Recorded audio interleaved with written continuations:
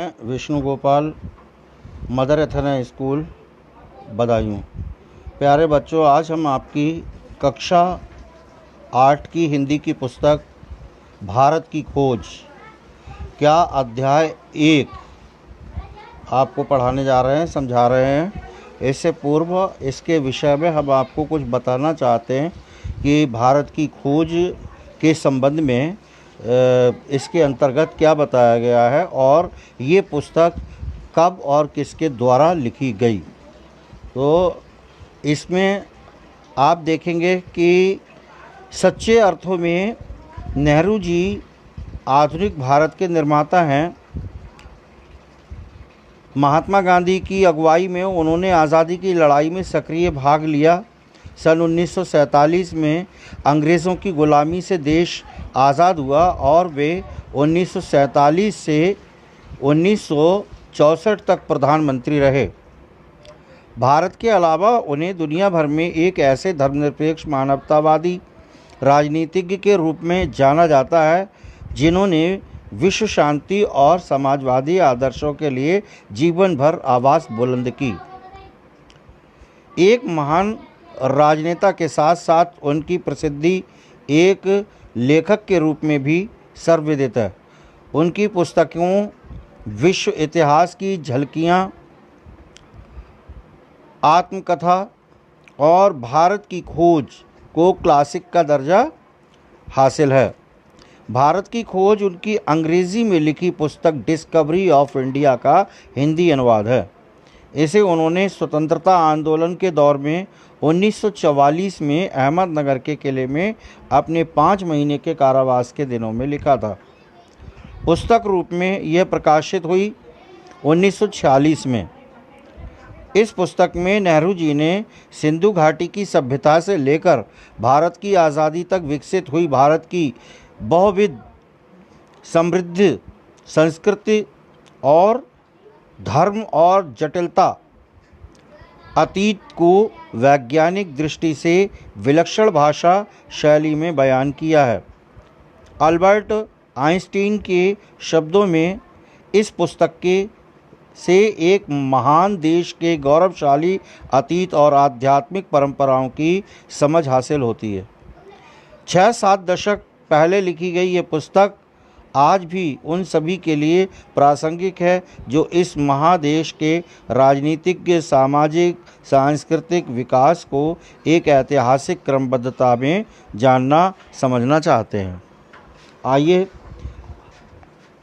इस पुस्तक के विषय में हमने आपको कुछ संक्षेप में बताया किसके द्वारा, कब और क्यों लिखी गई। अब अभ्यास आपका ये जो अध्याय 1 है, इसके अंतर्गत अहमदनगर का किला। अहमदनगर का किला 13 अप्रैल 1944 आपकी उसमें दिखाई दे रहा है। इसको आप पढ़ेंगे, समझेंगे कि इसमें स्वयं जवाहरलाल नेहरू अपनी 9वीं जेल यात्रा का वर्णन कर रहे हैं, बता रहे हैं कि 9 बार वो जेल गए और ये उनकी 9वीं जेल यात्रा थी जिसके विषय में वो बताने जा रहे हैं। तो वो कह रहे हैं, ये मेरी 9वीं जेल यात्रा थी। हमें यहाँ आए 20 महीने से भी अधिक समय हो चुका था। जब हम यहाँ पहुँचे तो अंधियारे आकाश में झिलमिलाते दूज के चांद ने हमारा स्वागत किया। शुक्ल पक्ष शुरू हो चुका था। तब से हर बार जब नया चांद उगता है तो जैसे मुझे याद दिला जाता है कि मेरे कारावास का 1 महीना और बीत गया है। चांद मेरे बंदी जीवन का स्थायी सहचर रहा है। वही मुझे इस बात की याद दिलाता है कि मेरे अंधेरे के बाद उजाला होता है। पहले कृष्ण पक्ष आता है, फिर शुक्ल पक्ष आता है, अर्थात अंधेरी रात के बाद उजाली रात भी आती है।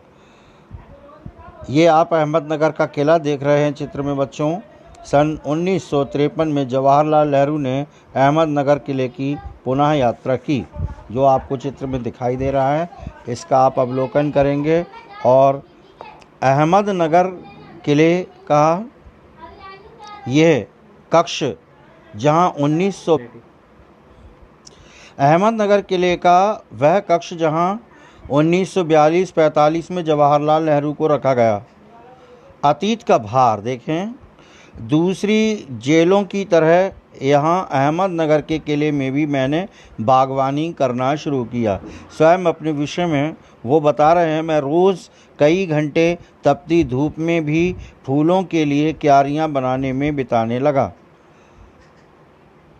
बिजली बहुत ख़राब थी, मिट्टी, ये लिखा हुआ है, मिट्टी बहुत ख़राब थी, पथरीली और पुराने मलबे और अवशेषों से भरी हुई। चूँकि यह इतिहास स्थल है, इसलिए अतीत में इसने कई युद्ध और राजमहलों की दुरभिसंधियाँ देखी हैं। यहाँ का इतिहास बहुत पुराना है। घटनाओं की दृष्टि से इसकी कोई विशेष अहमियत भी नहीं है, पर इससे जुड़ी हुई एक घटना आज भी याद की जाती है। यह घटना है चांद बीबी नाम की एक सुंदर महिला के साहस की कहानी, जिसने किले की रक्षा के लिए अकबर की शाही सेना के विरुद्ध हाथ में तलवार उठाकर अपनी सेना का नेतृत्व किया, पर अंत में उसकी हत्या उसके अपने ही एक आदमी के हाथों हुई। खुदाई के दौरान हमें ज़मीन की सतह के बहुत नीचे दबे हुए प्राचीन दीवारों के हिस्से और कुछ गुंबदों की इमारतों के ऊपरी हिस्से मिले।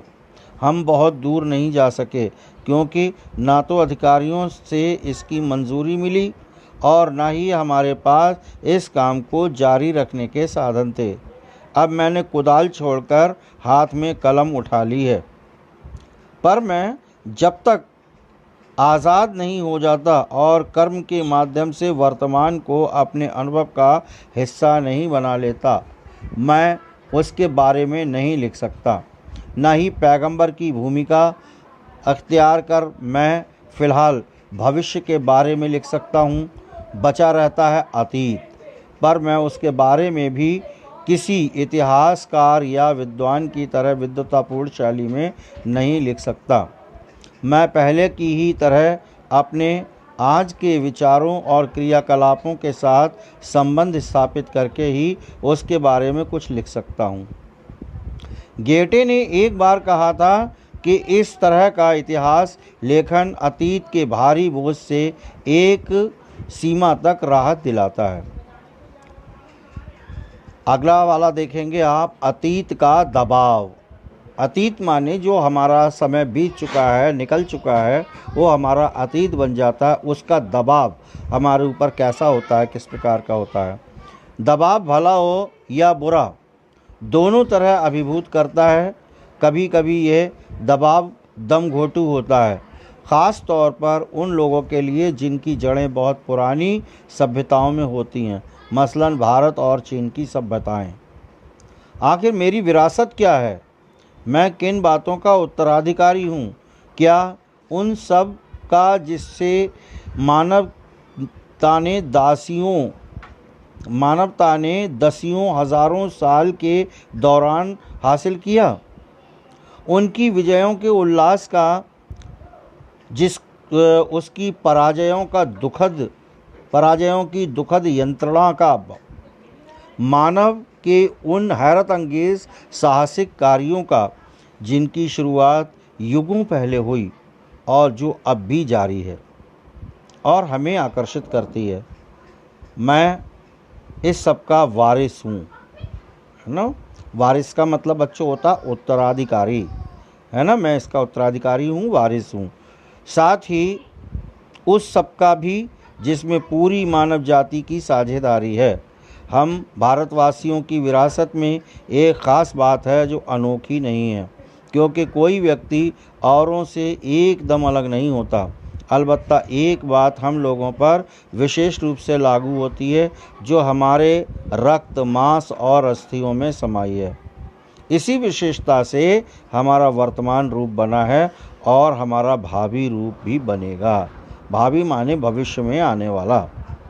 इसी विशिष्ट विरासत का विचार और वर्तमान पर इसे लागू करने की बात एक लंबे अरसे से मेरे मन में घर किए है। मैं इसी के बारे में लिखना चाहता हूँ।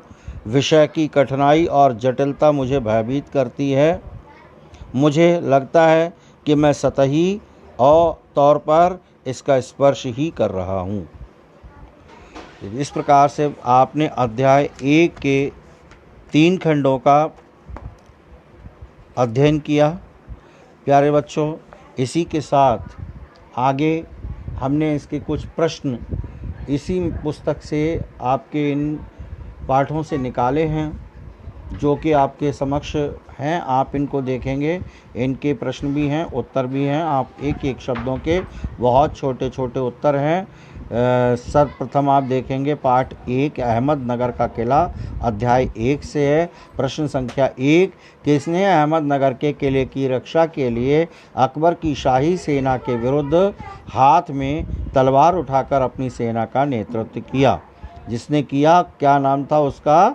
चांद बीबी ने किया था। पाठ 2 के अंतर्गत अतीत का भार, इससे हमने प्रश्न लिया है। दूसरा, विषय की कठिनाई और जटिलता लेखक को क्या करती है? भयभीत करती है। लेखक ने इस बात पर अपना मत प्रस्तुत किया है कि विषय की कठिनाई और जटिलता उसको भयभीत करती है, स्वयं लेखक ने कहा है। प्रश्न तीसरे में, अहमदनगर के किले को लेखक ने कौन सी जेल यात्रा बताया है? आपने प्रारंभ में पढ़ा, 9वीं जेल यात्रा बताया। प्रश्न संख्या 4 है, अहमदनगर की जेल में आए लेखक को कितने महीने से अधिक का समय हो चुका था? इसका उत्तर है 20 महीने का समय।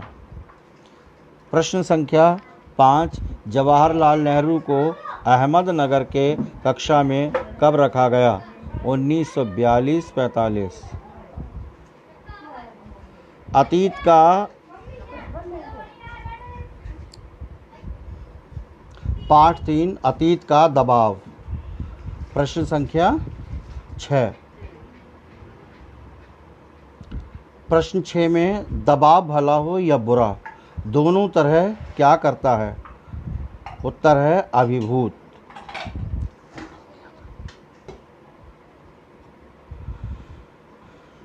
गृह कार्य देखिएगा, कुछ 4 प्रश्न हमने इसमें आपको दिए हैं। प्रश्न संख्या 1, खुदाई के दौरान ज़मीन की सतह के बहुत नीचे दबे हुए प्राचीन दीवारों के हिस्से और कुछ गुंबदों और इमारतों के ऊपरी हिस्से किसे मिले? प्रश्न आप उसमें से ढूंढ लेंगे, पढ़े होंगे, आपने पढ़े हैं तो आराम से आपको प्राप्त हो जाएगा किसके विषय में ये बात कही गई है। प्रश्न संख्या 2 है, लेखक ने कुदाल छोड़कर क्या उठा ली? हाथ में उसने कुदाल छोड़ी और कौन सी ऐसी वस्तु थी जो उसने हाथ में उठा ली थी? प्रश्न संख्या 3, इस तरह का इतिहास लेखन अतीत के भारी बोझ से एक सीमा तक राहत दिलाता है, ये वाक्य किसने कहा था? प्रश्न संख्या 4, उन लोगों के लिए जिनकी जड़ें बहुत पुरानी सभ्यताओं में होती हैं, अतीत का दबाव क्या होता है? प्यारे बच्चों, इस तरह से आपका ये अध्याय 1 समाप्त हुआ। अगले अध्याय 2 में हम आपसे उसके संबंधित जो उसमें खंड या पाठ दिए गए हैं उनके साथ सविस्तार प्रश्नोत्तर सहित पुनः मिलेंगे। तब तक के लिए धन्यवाद।